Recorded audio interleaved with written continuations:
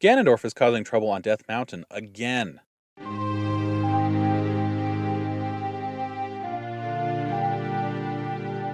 This is Legendary Adventures, a Legend of Zelda playthrough podcast. This week we travel 7 years into the future to save the Gorons from becoming a dragon's dinner. With all 3 spiritual stones collected, all that remains is to head to the Temple of Time and open the Door of Time. But this is an open world game, so why not take some time to mess around? There's a couple of things that I did before ending the first act of the game. Once Link has all 3 spiritual stones in his possession, the Running Man appears in Hyrule Field. He's a Hyrulean with brown hair, dressed in white, and true to his name, he runs non-stop all day. He will not speak while he runs, but once night falls, the Running Man will finally take a break. Speaking to him, he mentions wild rabbits were once found in Hyrule, but not anymore because of overhunting. The Running Man says he wants to become a rabbit. That's the hint we need to sell him the bunny hood from the Happy Mask shop. I understand there's no set amount for what he will pay. He will pay until Link's wallet is full. I really didn't get much out of it, but that wasn't really a problem though, because I found myself at my rupee limit often. Completing the sale at the Happy Mask shop ends the quest. Players are given the Mask of Truth, which allows them to talk to gossip stones spread around Hyrule. However, its use is limited to young Link. There are other masks that you can borrow and play around with as well. I personally don't mess around with them much.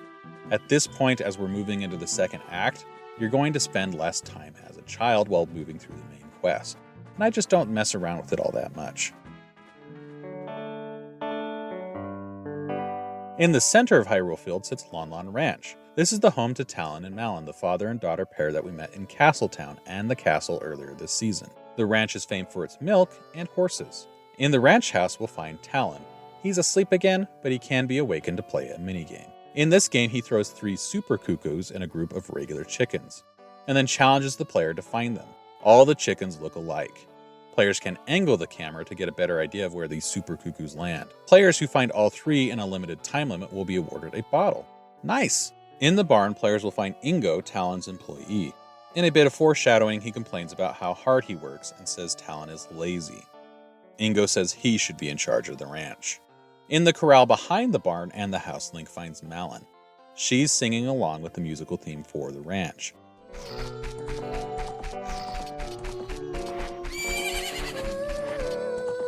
This is Epona's song. The music of the ranch has sort of a lazy, country-tinged flavor to it.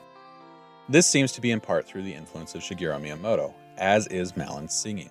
In a 1998 interview translated on Glitterberry's Game Translations, Miyamoto said, "I've always been a fan of country music, including people like Emmylou Harris, so I insisted on having a songstress in the game. I changed the ranch girl Malon into a songstress so the horses were attracted to her because of her song. While the horses are attracted to Malon, the horse who shares a name with the tune is skittish. It shies away from Link. After talking to Malon a couple of times, Link can accompany her as she sings.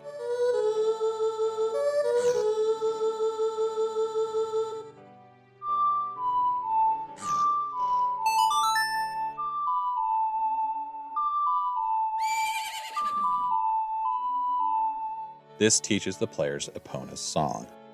When played, Epona will now come running to Link. This visit to the corral will pay off later in this playthrough. When Link approaches the castle, the scene from his nightmare at the very start of the game plays out. It's slightly expanded with more details.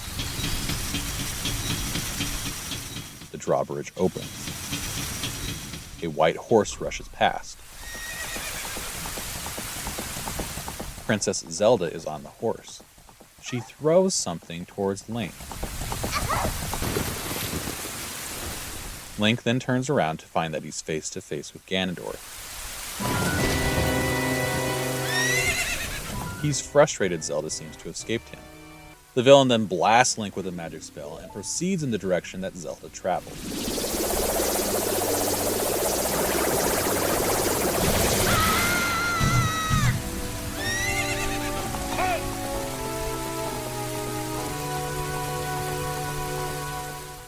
In the moat, players will find the object that Princess Zelda threw towards Link, the titular Ocarina of Time. In a telepathic message left with the Ocarina, Zelda teaches the Song of Time and directs him to the temple.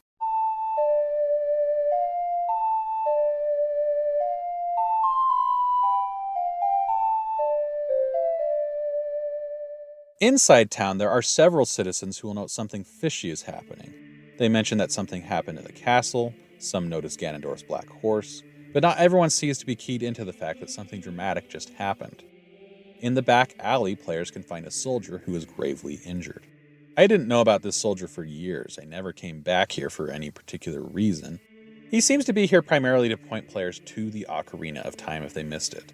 He says Zelda had something she wanted to give Link, and urges him, if he has it, to go to the Temple of Time before promptly dying. Entering the Temple of Time, players can place the spiritual stones and play the Song of Time to open the Door of Time, revealing the Master Sword in its pedestal.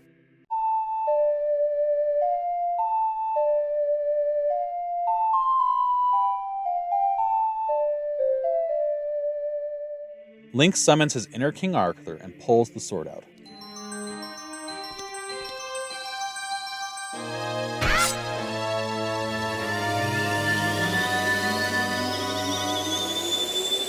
But twist! Ganondorf was following what Link and Zelda were doing, and now, thanks to their efforts, he can enter the Sacred Realm to obtain the Triforce. Link wakes up 7 years in the future. He's greeted by Rauru. Rauru explains that Link was not old enough to wield the Master Sword, so his spirit was sealed for 7 years until he grew to an adult. Rauru further explains that during those 7 years, Ganondorf used the power of the Triforce to conquer Hyrule. But hope isn't lost. If Link can find the other sages, the combined power of the hero and the sages can defeat Ganon.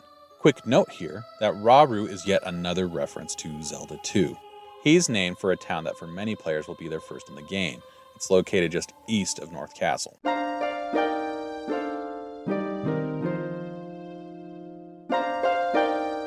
After returning to the Temple of Time, Link meets Sheik. Sheik has blonde hair and wears a mask obscuring their face. Sheik tells Link they're a member of the Sheikah tribe and directs him to 5 temples to find the sages. 1 in a deep forest, 1 on a high mountain, 1 under a vast lake, 1 within the House of the Dead, 1 inside a goddess of the sand. While players are first pointed to the forest temple, they're also told that they don't have the necessary equipment to get inside, so they'll have to head to Kakariko Village first. Exiting the Temple of Time, players are greeted with a dramatic depiction of life under Ganondorf's rule. The light is dim, the sky is dark and dramatic, Death Mountain has ominous clouds swirling around the peak of the volcano, Castletown lies in ruins. Redeads walk the streets. But upon exiting Castletown and crossing the moat, the lighting changes from that dramatic darkness to the light that we knew in the past.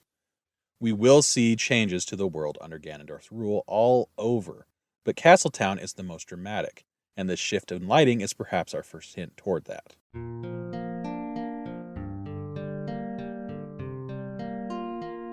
Many of the residents of Castletown from the past now have a home in Kakariko Village. The building that was under construction in the past is now completed and is home to the shooting gallery game. Not everyone from Castletown can be found here, hinting at the dark fate that some residents met. There are a few characters who hint where players should go next. The first are the Laughing Men from Castletown. The one who triggered the increased security at the castle earlier in the game now says he saw the ghost of Dompe the Gravekeeper rising from the graveyard. Another man inside Impa's house also mentioned Dompe's ghost can be seen in the graveyard behind the village. As players enter the graveyard, they'll find Dompe's grave on the raised portion to the left. As with the grave which held the hidden Hylian shield, there are plants growing in front of Dompe's grave, indicating it can be moved. After pulling the grave back, players can leap down a hole to find the ghost of Dompe. He challenges Link to a race. Players will have to chase him through a course of twisting hallways and forking paths.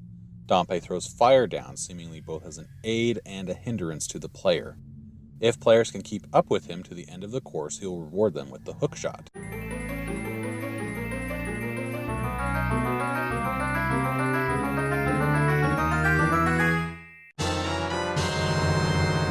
There are other things to see and do in Kakariko Village and hints to collect for later, but let's head to the dungeon. The game has heavily pointed players to the forest, but we don't actually need to go there. Again, Death Mountain was dramatically displayed, drawing players' attention to it. So, let's head there. With the hookshot, we have everything we need to complete the dungeon. Some people may think the bow is required, but it is not. The game intends for players to go to the Fire Temple only after getting the bow. Players will even find a reference to the bow inside, and there's one room that requires the bow to enter. But this room is ultimately optional, it just contains the dungeon map. Players will find that Goron Village appears to be empty save for one Goron who rolls around endlessly. After stopping this Goron with a bomb, we learn he shares a name with the player's Link. He is the son of Darunia, and he's named for you. He explains Ganondorf captured most of the Gorons, and he is one of the few still free. Ganondorf took them to the Fire Temple where he resurrected a legendary dragon from a dark part of the Gorons' past. Ganondorf plans to feed the captured Gorons to the dragon. Darunia has gone to the temple to face the dragon. The young Goron opens the door to Darunia's room for you. He says to move a statue in the room to get to the temple. Players can also get a Goron tunic from this young Goron, which will allow them to stay within the intense heat of the volcano while it's equipped. As we approach the temple, Sheik appears. They offer up some words of wisdom and a new song. This song, we're told, is about strengthening friendship. It is the Bolero of Fire.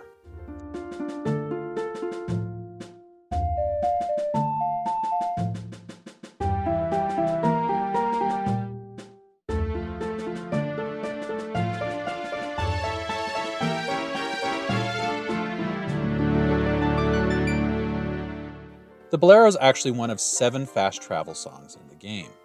Each fast travel point has a different song associated with it. 6 of the 7 fast travel points are located outside of dungeons. Prior to this playthrough, I rarely ever used the fast travel songs. I don't think the location of most of them actually ends up being all that helpful. However, I use these fast travel points more than I ever have during this playthrough. Now to the Fire Temple. Let's start by talking about the music. It's well known that there are 2 different musical themes for the Fire Temple. People playing either versions 1.0 or 1.1 will hear a different theme from everyone playing a later version of the game. Here's the original theme.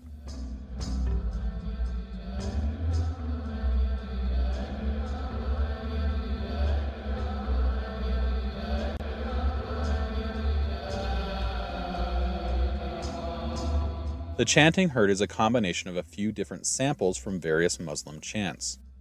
According to YouTuber Thomas Game Docs, it contains small portions of the Quran and the phrase Allahu Akbar, which is God is great. Here is the revised Fire Temple theme.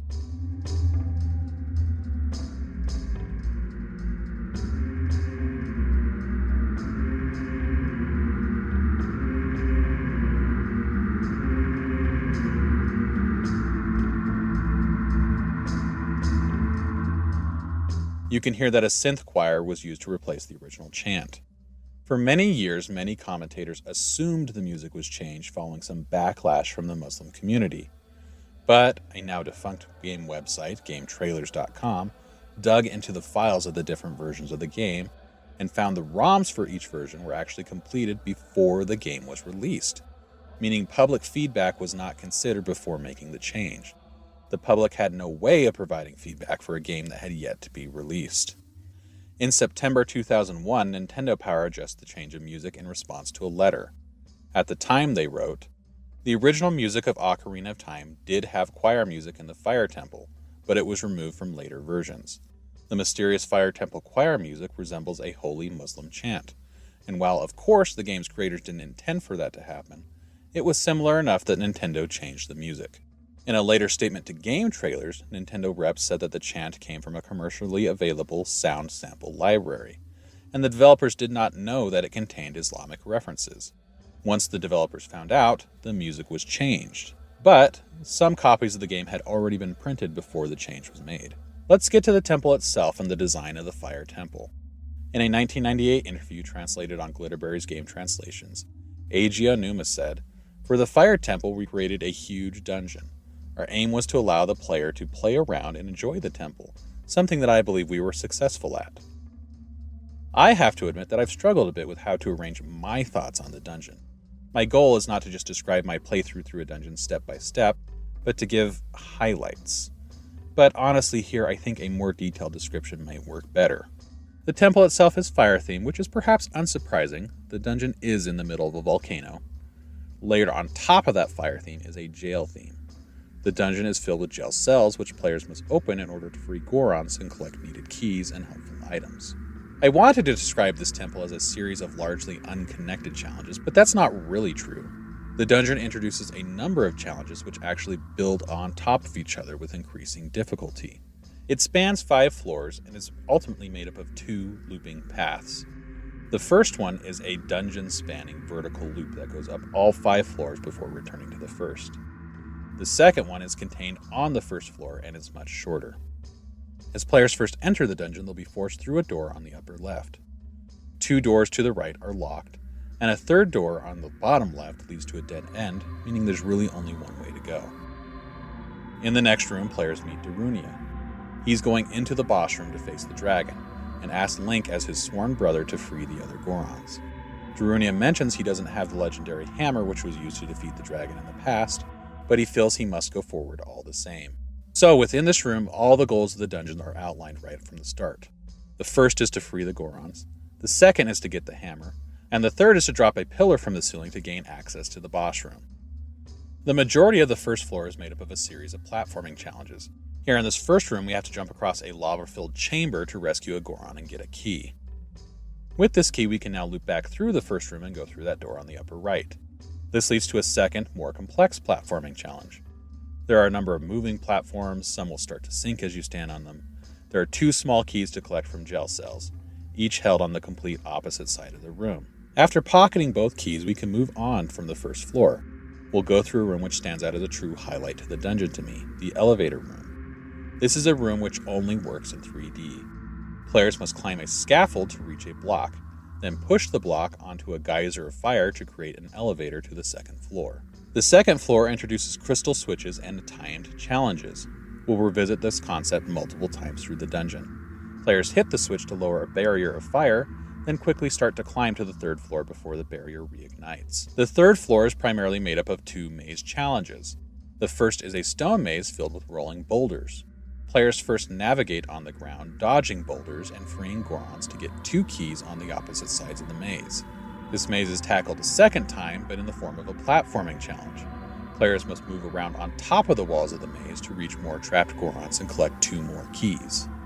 In between the upper and lower paths of the stone maze, players will pass through a room with a narrow bridge. The first floor can be seen below, and it is possible to fall if you're not careful. I don't recall ever falling before, but I did purposely drop down on this playthrough just to confirm it can be done. The narrow bridge room contains 2 doors. One door is to the map room, which requires the bow. There's an eye switch above it. I didn't have the bow, so I did not enter that room. The other door leads to another platforming challenge. This time, a wall of flame chases players across platforms. This room looks scary, but the flame wall actually doesn't do all that much damage. Through the room, we can reach the upper part of the stone maze. And after completing that part of the maze, we can pass through a locked door on the western wall of the flame wall room to find a second maze. The second maze is a maze of fire. The twist is you can't see the walls until you get near enough to fire-producing posts. Players have to cautiously make their way through, avoiding traps to reach a door, and then cross through a central room to reach the other side of the maze room. From there, they can proceed to the final challenge of the floor, the mini-boss.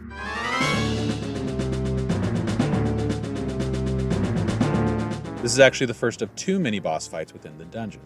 Both fights are against the same creature, the Flare Dancer. The reuse of mini-bosses is alive and well in Ocarina of Time, but the twist is that we find most of the reused bosses within the same dungeon. We first saw this concept back in Dodongo's Cavern. The Flare Dancer is a small, round creature which surrounds itself with a much larger body made of flame. It skates around the room. Players need to remove it from the flame body, then hit it with the sword to deal damage.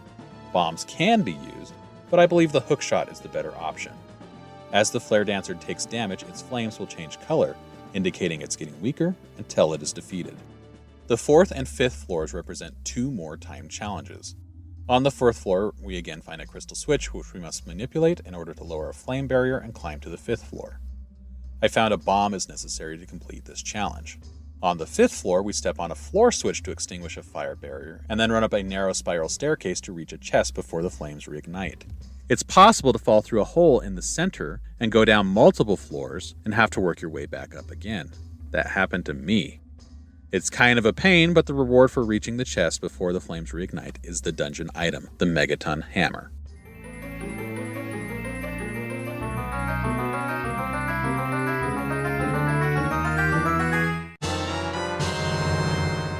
The loop then starts back down the dungeon. Players are returned to the fire maze room, where they can hit a second block which drops the pillar that the player needs to reach the boss room. The boss door is now accessible, but we don't have the boss key, so it's time for one final loop before facing the boss. Players must return to the first room of the dungeon and use the hammer on a statue on the lower right door to open it.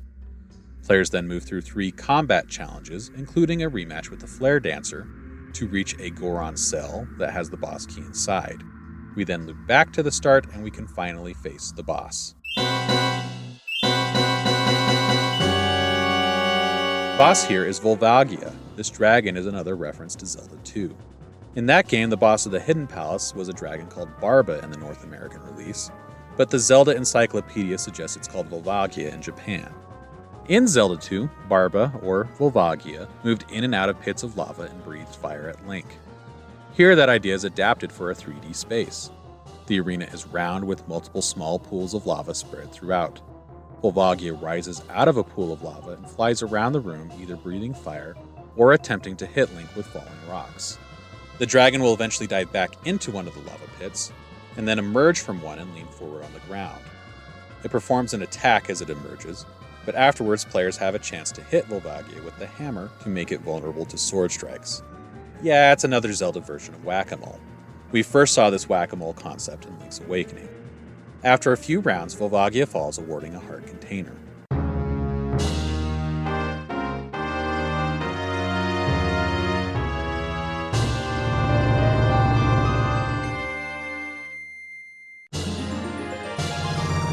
Link and Darunia are then transported to the Chamber of Sages where Link first met Rauru. Darunia awakens as a sage and awards Link a Sage Medallion, reinforcing their bond as sworn brothers.